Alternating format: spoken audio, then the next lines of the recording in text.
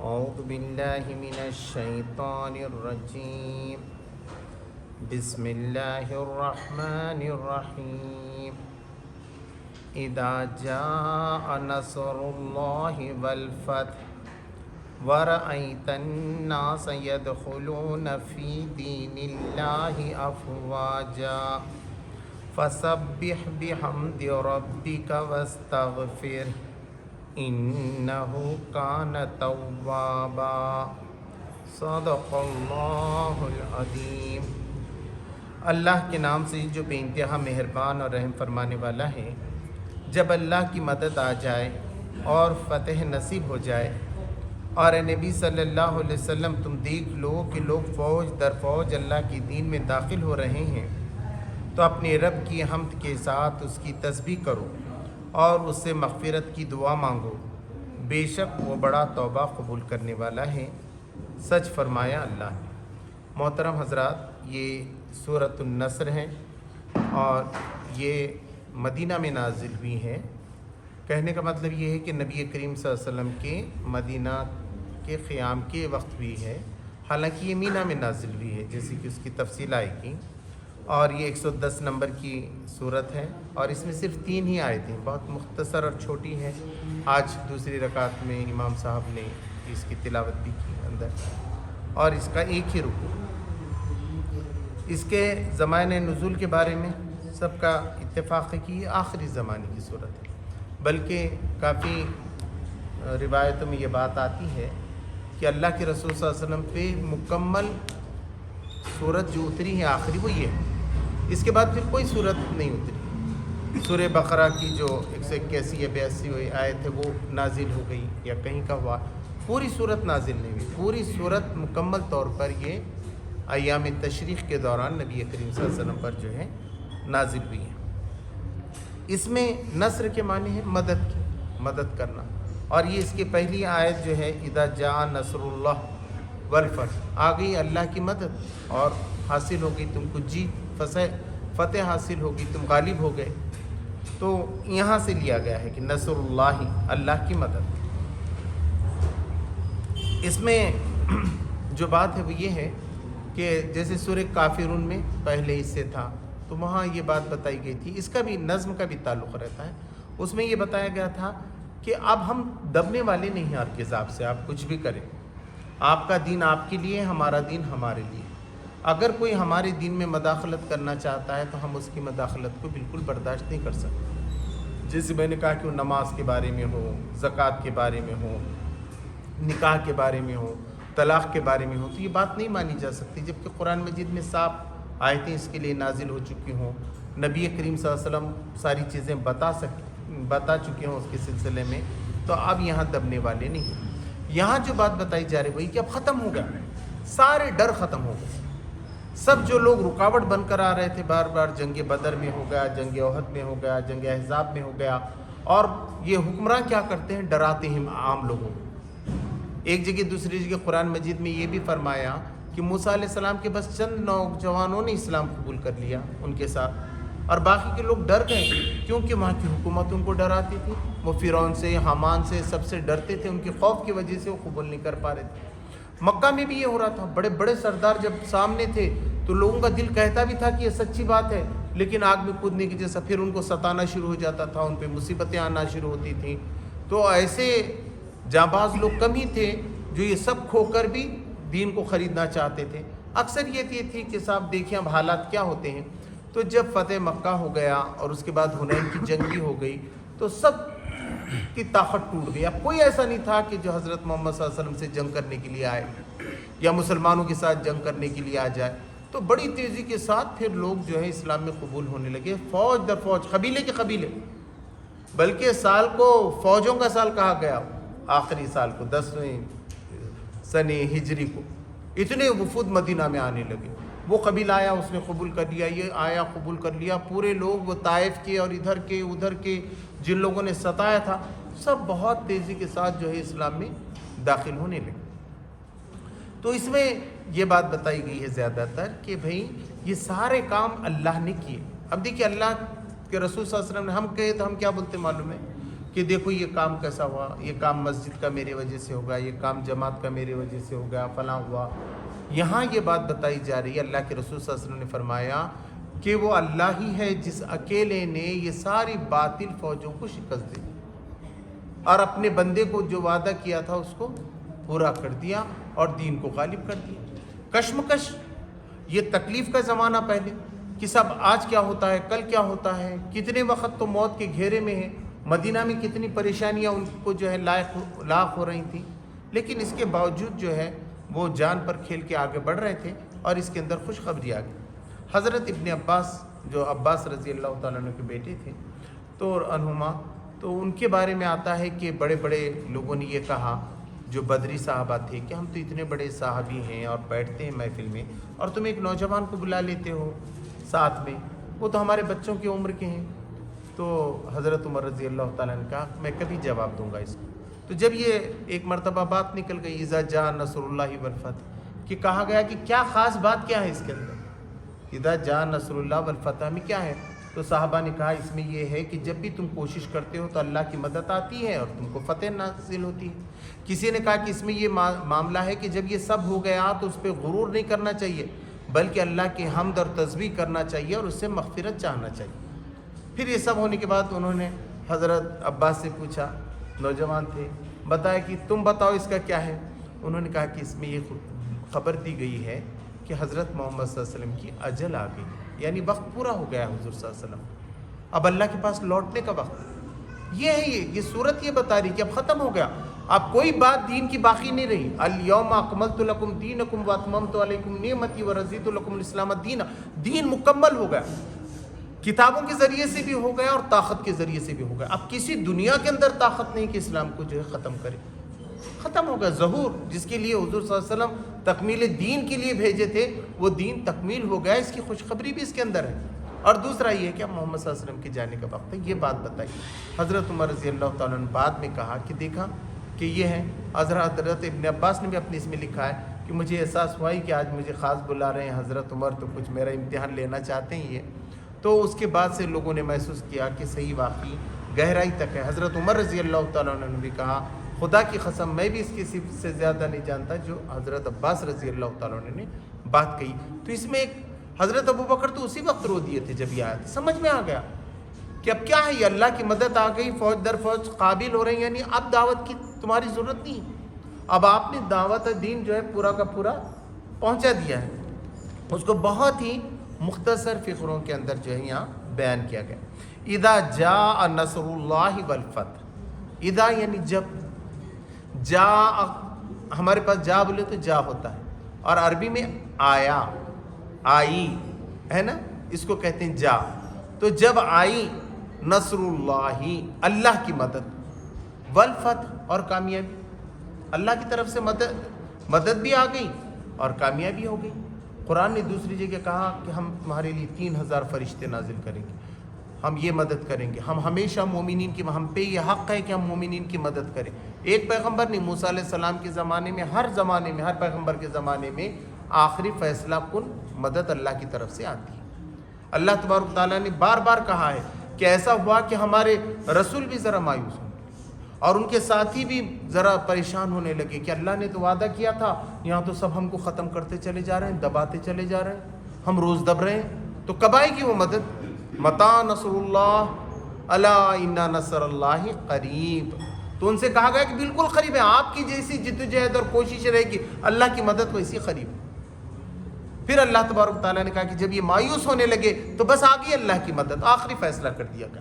نوح علیہ السلام کے زمانے میں تنور پھوٹ اٹھا اور پورے قوم کو جو ہے غرق کر دیا گیا پانی کے اندر۔ لوط علیہ السلام کے زمانے میں پتھراؤ ہو گیا، پورا آگ کی برسات ہو گئی، تل پٹ کر کے زمین، الٹی ہوئی زمین بتایا گیا کہ وہ زمین کو الٹ پلٹ کے رکھ دیا گیا، آلہا سافلہا، تو اس کے اندر جو ہے وہ الٹ پلٹ ہو گئی پوری کی پوری زمین۔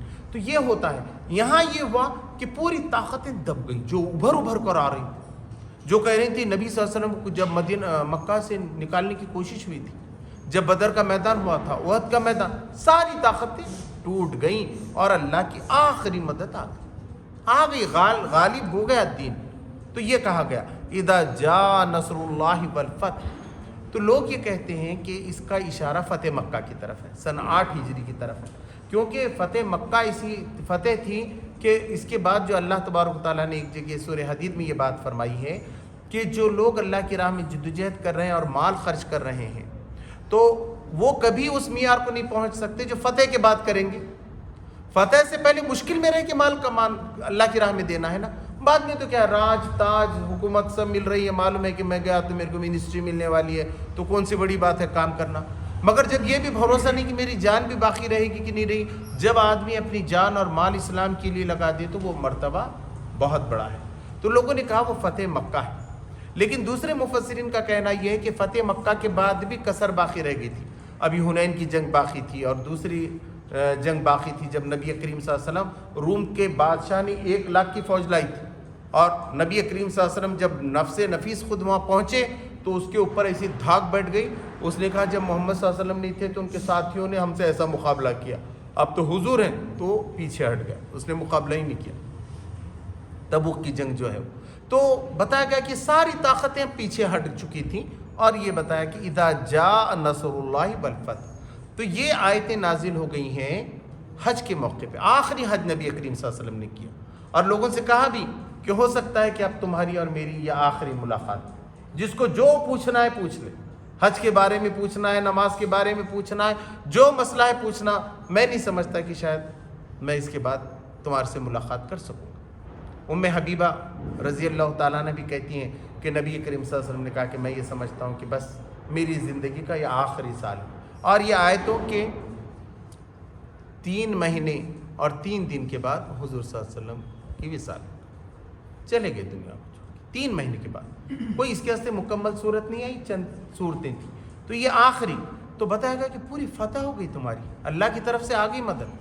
دوسری جگہ یہ بات فرمائی کہ کوئی بھی مدد آتی ہے، ہم ایکسیڈنٹ سے بچ جاتے ہیں، مقدموں سے بچ جاتے ہیں، ہے نا، تجارت میں نقصان سے پہنچتے ہیں، بیماری سے اچھے ہو جاتے ہیں۔ ومن نصر الا من عند اللہ، کہ مدد نہیں آتی مگر اللہ ہی کی طرف سے آتی ہے، کبھی بھی جو بھی مدد ہم کو ملتی ہے وہ اللہ ہی کی طرف سے، اللہ کے سوا کون ہے اور مدد کرنے والا؟ آپ بولیں گے یہ نہیں دوسری طرف سے آتی ہے، دوسری طرف ہے ہی نہیں، دوسری کوئی طاقت ہی نہیں ہے مدد کرنے والی، اللہ ہی کی طرف سے مدد آتی، مگر یہاں آخری مدد، کامیابی کی مدد، نبیوں کی جو آخری مدد کی گئی تھی اس کا ذکر ہے، اذا جاء نصر اللہ والفتح، اور تم کو کامیابی حاصل ہو جائے۔ وَرَأَيْتَ النَّاسَ يَدْخُلُونَ فِي دِينِ اللَّهِ أَفْوَاجًا، رَأَيْتَ تو دیکھے، تم دیکھو یہ چیز کو، وَرَأَيْتَ النَّاسَ کہ لوگ يَدْخُلُونَ داخل ہو رہے ہیں فی دین اللہ اللہ کے دین میں، افواجا فوج در فوج، گروہ در گروہ آ رہے ہیں، تو کیا فرمایا؟ وَرَأَيْتَ النَّاسَ يَدْخُلُونَ فِي دِينِ اللَّهِ أَفْوَاجًا، پردے چھٹ گئے، رکاوٹ ختم ہو گئی، لوگوں کے دل میں محبت تھی۔ دیکھیے ہر انسان کے اندر اپنی خدا سے ملنے کی ایک محبت، ایک تلاش ہے جو اندر سے ابھرتی ہے، وہ خدا کو تلاش کرتا ہے کہ میرا خدا کہاں ہے۔ اب اس کو گھر میں آتا ہے، کوئی بت بتایا جاتا ہے، صاحب یہ تیرا خدا ہے، تو سمجھتا ہے وہی میرا خدا ہے، کوئی بتاتا ہے درخت تیرا خدا ہے تو وہ سمجھتا ہے یہ میرا خدا ہے، کیونکہ اس کو علم نہیں ہے، لیکن اس کی تلاش باقی رہتی ہے۔ الا بذکر اللہ تطمئن القلوب، اللہ ہی کا ذکر ہے جو قلوب کو سکون دیتا ہے، پھر ایک دم آدمی سکون آتا ہے، اس کا من شانت ہو جاتا ہے۔ اس لیے اسلام کا ایک نام شانتی ہے، اس کے من کو شانتی مل جاتی ہے، اب کوئی گھبراہٹ نہیں اس کے دل میں، اس کو معلوم ہو گیا میری یہ دنیا کی زندگی ختم بھی ہو گئی تو کچھ نہیں، اس کے بعد جو آنے والی زندگی ہے وہ نہ ختم ہونے والی زندگی، میں اگر اپنے رب کو راضی کر لوں تو کامیابی ہی کامیابی ہے۔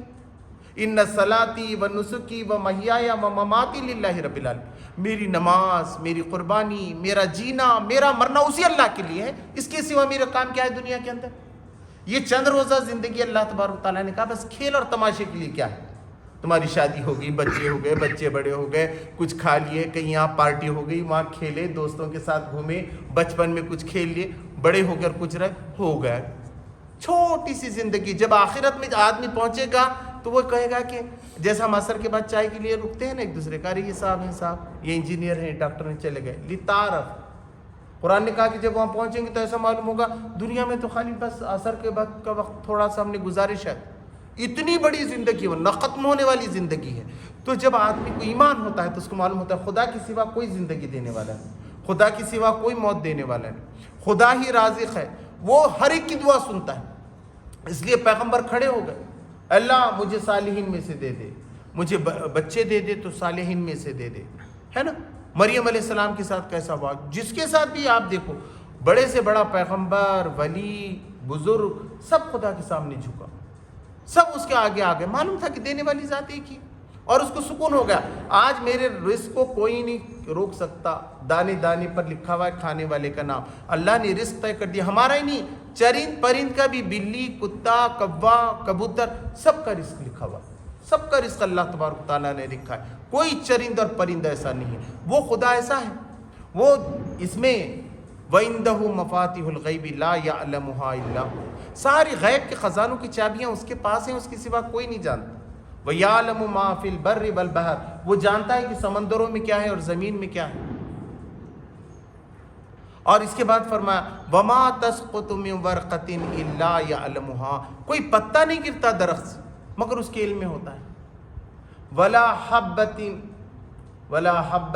فِي ظُلُمَاتِ الْأَرْضِ, اور کوئی دانہ زمین کے اندھیروں میں نہیں ہوتا. وَلَا رَطْبٍ وَلَا يَابِسٍ إِلَّا فِي كِتَابٍ مُبِينٍ, چاہے وہ گیلا ہو کہ سوکھا ہو, ایک کتاب میں لکھا ہوا ہے. یہ ہے وہ خدا, اس کو سب معلوم ہے. دانہ کہاں ہے, تمہارے دل میں کیا خیالات آ رہے, وہ ایک ہی خدا ہے, اس کی صفات ہیں.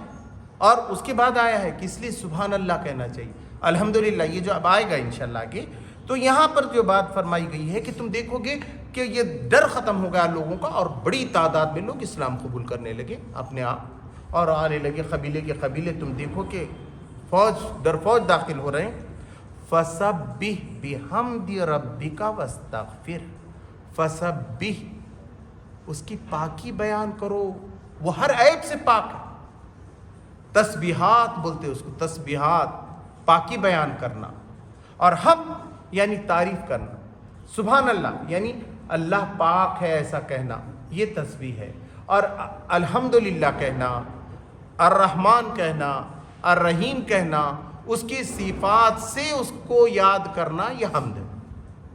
تو کہا کہ اس کی پاکی بھی بیان کرو اور اس کی حمد بھی بیان, واستغفر, اور اس سے مغفرت. اب بتائیے, اللہ اکبر, اللہ کا مرتبہ, اس کے بعد نبی کا مرتبہ. نبی میں بھی نبی صلی اللہ علیہ وسلم سارے نبیوں کے سردار, ان سے یہ کہا جا رہا ہے کہ یہ جو تم نے کام کیے یہ غرور کرنے کا نہیں ہے. تم نے کہو کہ معلوم نہیں اس میں مجھ سے کیا کوتاہی ہو گئی, استغفار کرو.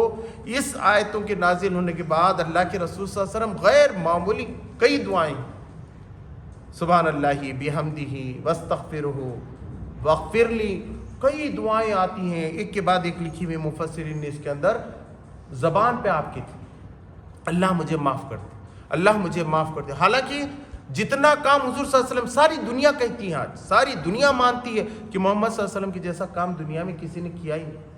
غیر مسلم بھی لکھا اٹھنے کے لیے اٹھا, کرسچن اس نے کہا کہ میں سب سے بہترین 100 لوگوں کے نام لکھوں. اس نے کہا میرا قلم مجھے مجبور کرتا ہے کہ اس میں سب سے پہلا نام میں حضرت محمد صلی اللہ علیہ وسلم کا لکھوں. اس نے بھی لکھا. صرف 23 سال میں پورا عقیدہ بدل دینا, معاشی پوزیشن بدل دینا, سیاسی پوزیشن بدل لینا, معمولی. آج تک مجھے بتائیے 1400 سال کے بعد بھی ویسی نماز, وہی روزہ, وہی قرآن, وہی عقیدہ. کیا کام, کیا کام ہے, اللہ اکبر. ان سے کہا جا رہا ہے, تو کہا کہ تم یہ جو چھوٹے چھوٹے کام سمجھ کے لوگ یہاں ہوا سی ایم بن گئے, بڑے کام کرے, تو یہاں پٹاخے جشن, ہمارے پاس کے صاحب نے تو اتنا اچھا کام کر دیا, کیا, اور حق ہے ہمارا, ہم اس پہ فخر کرتے ہیں, اپنے ملک پہ فخر کرتے ہیں, اپنے شہر پہ فخر کرتے ہیں. یہاں کہا جا رہا ہے فخر کرنے کی بات نہیں ہے, رونے کی بات ہے, گڑ گڑانے کی. آدمی قرآن پڑھے, قرآن سنائے, اس کے بعد کہے اللہ معلوم نہیں تیری کتاب میں کیا غلطی میرے سے ہو گئی, نہیں معلوم, میں نے بہت کوشش کی مگر میں انسان ہوں, گنہگار ہوں, معلوم نہیں میرے سے کیا غلطی ہو گئی. تو ہمیشہ آخری زمانہ اس کا ایسا گزرنا چاہیے کہ اس کی زبان پہ تسبیح ہو, حمد ہو, وہ زیادہ سے زیادہ قرآن کی تلاوت کرنے والا ہو, روزے رکھنے والا ہو, نماز پڑھنے والا ہو, تہجد پڑھنے والا ہو. اس میں غرور کی بات نہیں ہے, دین کا کام اللہ نے لے لیا. لوگوں کو جلدی ایک صورت یاد نہیں ہوتی, اگر پورا قرآن یاد ہو جائے کسی کو تو اس پہ اللہ کا کتنا احسان ہے. پھر اس کو سمجھے وہ ترجمے کے ساتھ, یہ کتنا بڑا احسان ہے. تو جو بھی ہم کو نماز کے لیے اللہ نے یہاں بلایا، پڑھنے کی توفیق دی، اس پہ ہمیں اس کی بہت حمد ثنا ہمیشہ بیان کرنا چاہیے۔ انہ کان توابا، بے شک وہ توبہ قبول کرنے والا ہے، وہ معاف کرتا ہے، معاف کرتا ہے کتنے بھی گناہ کرے۔ ایک آدمی نے 70 سال تک گناہ کیا، آج ایمان لایا، ختم، تھوڑی دیر کے بعد انتقال ہوا، معلوم ہے مغرب عصر میں بیچارے نے ایمان لایا، مغرب پڑھا، اس کے بعد انتقال، جنت پکی، معاف کر دیا۔ حالانکہ بہت قتل ہوئے تھے۔ بخاری شریف میں آتا ہے عیسائیوں میں سے ایک شخص تھا، اس نے کہا ایک پادری سے جا کر وہ کہ میں نے 99 قتل کیے ہیں۔ انہوں نے کہا کہ صاحب اب تو اللہ کیا معاف کرے گا، ایک نہیں دو نہیں 99 کر لیا۔ اس نے اس کو مار دیا، اتنے بڑے پادری، اور اب تو پورے 100 ہو۔ اب اس کے بعد اور دوسرے پادری کے پاس، اس کو دل میں تڑپ تھی مر خدا کی، اس نے بولا 100 کیا 1000 کر کے تو اس کے باوجود بھی اللہ معاف کرنے والا ہے، مگر آپ سے چھوڑنا پڑے گا تجھے یہ سب، یہ نہیں کہ یہ بھی چلے گا وہ بھی چلے گا، ساتھ ساتھ نہیں چلتا۔ آج سے تو بول میں نے پکی توبہ کر لیا۔ اس نے بولا ہاں میں نے پکی توبہ کر لیا۔ اس نے کہا کہ اب ایک کام کریے، شہر چھوڑ، جیسے لاتور چھوڑ تو اورنگ آباد چلے جائیں یہاں سے، ہے نا۔ وہ بیچارہ نکلا تو بیچ میں ہی موت آ گئی بھیڑ کے پاس۔ اب وہ دیکھا کہ میرے کو موت آ رہی، پھر دوڑا چلا، آخری میں اپنے آپ کو ہاتھ سے گھسیٹتے ہوئے ایسا لے کر چلے گئے بروبر بیچوں بیچ۔ اب دوزخ کے بھی فرشتے آ گئے، جنت کے، بولے یہ دیکھو یہ تو دوزخ ہی تھا، انہوں بولے نہیں جنت ہی تھا۔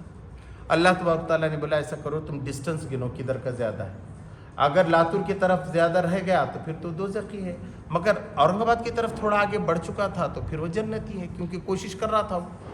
تو لوگوں نے دیکھے تو وہاں بھی برابر۔ اللہ میں نے بولا اس کا پورا جسم کرو، تو اس کا ہاتھ آگے تھا، اتنا ہاتھ آگے تھا اورنگ آباد کی طرف۔ اللہ میں نے بولا کہ جنت، ایسا اس پہ مغفرت ہوگی بخاری شریف میں۔